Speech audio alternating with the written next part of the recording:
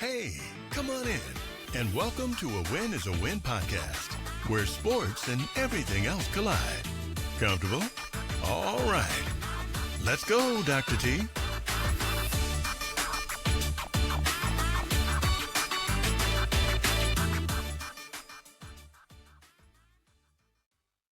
Welcome back, y'all. Welcome back. All right, y'all. Welcome back to A Win is a Win. I told y'all I keep my promise. I come back here every week. I had to do a little work, so I took a little bit of extra time. But listen, thank you all for showing up. And listen, don't forget to tell somebody else to come on over here and join A Win is a Win. And listen, when you pull up over here, it don't cost you a thing. Only thing we do over here is talk about sports and have a good time. Now listen, if you're on YouTube or wherever you listen to your podcast, go ahead and hit the buttons. Now they down there. I don't know what they look like, but go ahead and hit all the necessary buttons so that you know how to keep this podcast growing and doing what it's supposed to be doing. Now, we're going to just get right to the business. I don't have time to waste today because it's a lot that we need to talk about. I need the WBC. Come on over here and sit down. No. Right over there. And I made a whole lot of notes because I got a whole lot to talk about today. Yeah, because y'all out of line. Listen. In boxing, you win with skill. You don't win with paperwork. No. So we all know pretty much that, Shakur, he outclassed T.O. And became a 4-division world champion. Yeah, that's what the man did. That's what he did, and you can't take that away from him now. And now he gets robbed of his belt because the WBC, y'all hear me? Yeah, sit on over there. You want to take that away from him because he didn't pay $100K for a fight that y'all didn't even sanction. Musty. Listen, this is exactly 100% why boxing's credibility is pretty much shit. Yeah. This is the exact moment. Yeah. But let's go into a little bit of a recap here before we get all the way into it. Let's remind people of what happens. Now, you got Stevenson and T.O. They got busy at Madison Square Garden, and, basically, Shakur put on a masterclass. Yeah, he did.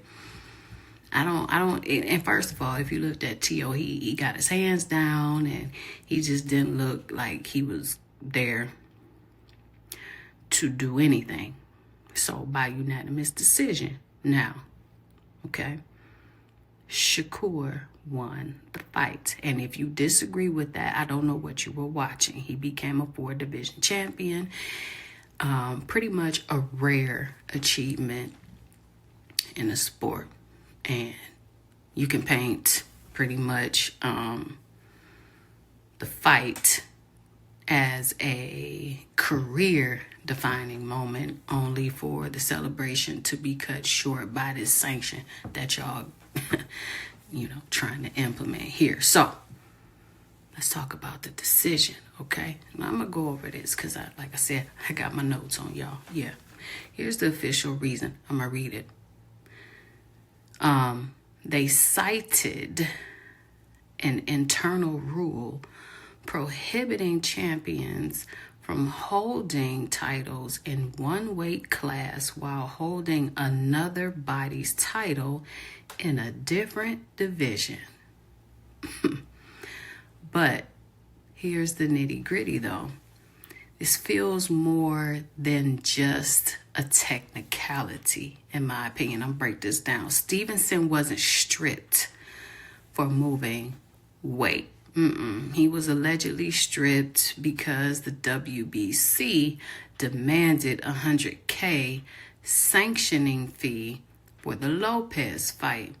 A fight, check this out, y'all listening, that had zero to do with. Y'all had absolutely nothing to do with that fight whatsoever. And guess what? Stevenson said, I wish I would. And guess what? I wish he would. But this is the part where boxers and fans, as they should, are calling all of this shit corrupt, because Stevenson should not have to pay anything. That man made his money, and guess what? That's his money. And guess what? He didn't hold back on social media. This is what he said on his X account. 100K to some crooks who don't deserve it. Nah, I'd rather give it to my daughter. The WBC didn't even have shit to do with this fight. Take your belt. It don't make me. Now, he's openly suggesting that sanctioning bodies are more interested, which they are, in fees rather than competition. The WBC basically collects money even when they are not involved. Yeah, you heard me? Yeah, I know y'all did. So the punishment is forced compliance, basically. So, hey, how y'all doing? We watched the fight. We didn't sanction it. So in order for you to keep that belt, run me my money. Nasty. Ooh, that's filthy nasty. We already got some people that's in this country doing that too. I'm going to leave that alone. That's not sports governance. It's not whatsoever. There's the added context of Terrence Crawford, though, also being stripped previously for refusing to pay a sanctioning fee, meaning, let's just say this isn't an isolated incident. So you can use this to kind of highlight pretty much elite fighters, if you will, that they are punished into paying, let's just say, to keep the title, even when they don't pay or, plan to defend it. Musty, dusty. Okay, so let's talk about the real problem. What is the real problem? Boxing has too many sanctioning bodies. Yeah. Each organization. So we have the WBC, the WBA, the WBO, the IBF, the A, B, C, D, E, F, and G. And they all operate like its own tax authority. And fighters basically pay just to be recognized. Okay, that's not sport. You know what that's called? Bureaucracy. Yeah. So these organizations basically exist to sanction title fights, but end up pretty much exerting authority after, let's just say exerting authority after the fact. I'll put it that way. Which is exactly what happened here, and which is exactly what happened to Terrence Crawford. And the fees are pretty much arbitrary and punitive. Listen, you worked your ass off in that ring for however many rounds. But it's not going to mean shit until you pay us. And guess what? If you don't, no. Pay attention. Come on. I told you to come over here and sit down. Stay there. And if you don't, I'm going to take it all away from you. Forget about the hard work. Forget about the training. Forget about all of the things that led you here. If you don't pay me, I'm going to take all that shit from you. Boxers are essentially forced to pay big fees even when the belt isn't at stake. So this penalizes excellence and exploits the fighter. So it doesn't promote the competition. So imagine this, winning the biggest fight of your life only to be told that you owe money for something that you ain't even agreed to. Hold on. I ain't even talked to you. I didn't even have a conversation with you. Matter of fact, you don't even have anything to do with this fight. You wasn't even in the conversation. But you want me to pay you? All right. So it makes the belt meaningless. The fight means more.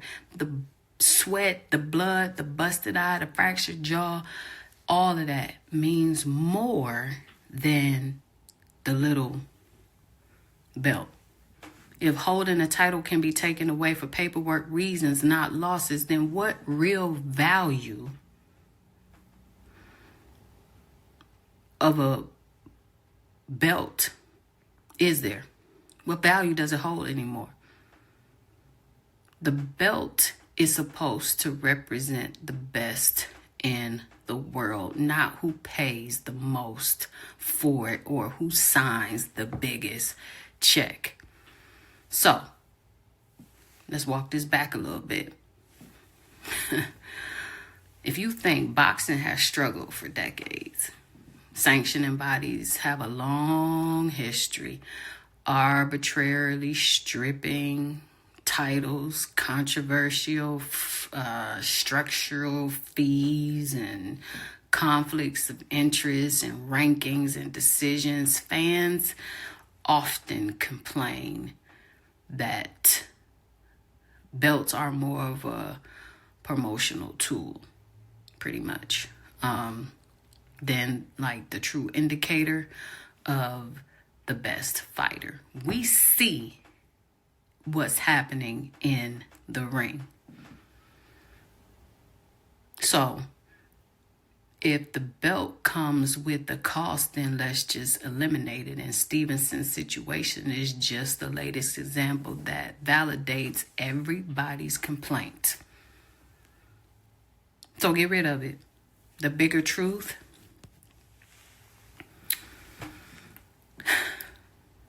this is why, in my opinion, the sport is struggling. Boxing isn't, let's just say, unfulfilled. Fans are tired of too many belts, sanctioning politics, big payouts to organizations instead of fighters. Now you got the Saudis in here. It is, yeah. Confusing championship lineages. Stevenson's case is not the exception, it's the rule. And the sport is fracturing because of it. And you can argue that modern boxing has turned into a game of bureaucratic chess and bullshit, where bureaucrats demand pretty much a cut of greatness, and the best fighters are collateral damage. So if boxing wants relevance, then we need accountability. We need fewer bureaucrats. Y'all heard me? Yeah. And more clarity. It's to a point where we need fighters defining their own legacies. No accountants and rule books and all of this unnecessary bullshit where people are getting paid off the backs of fighters in the ring who are fighting their asses off, and they are sitting back like, oh yeah, let me get a piece of that. And if I can't get it, you can't get your belt. Bullshit. Shakur Stevenson didn't lose in the ring. He lost his belt pretty much to office politics. And that's the moment in boxing that needs to be fixed. You can't legislate greatness. But right now, just like everything else, boxing is trying. And it's costing the sport of boxing its goddamn soul. Now, what's interesting is all of these people within the boxing world say that this is bullshit, but who actually is going to step up and do something about it? That remains to be seen. Or are they just going to sit back and keep making money off of the backs of these fighters, just like everybody else? That's going to end it for this week's episode. Don't forget to hit the like button, subscribe, and share, and tell somebody else to come on over here and join A Win is a Win. Listen, once a week, I'm here. I show up. We talk about sports, and I'll catch y'all next week. Peace.